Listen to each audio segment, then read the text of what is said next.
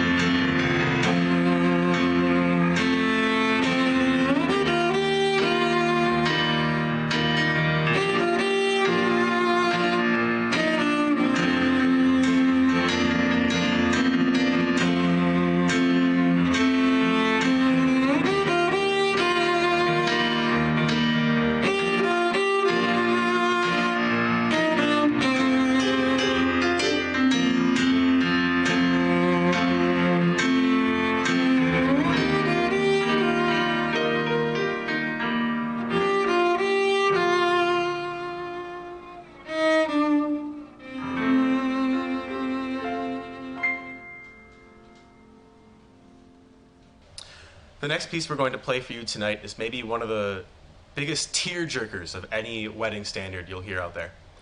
This is Can't Help Falling in Love, as popularly recorded by Elvis. Thank you.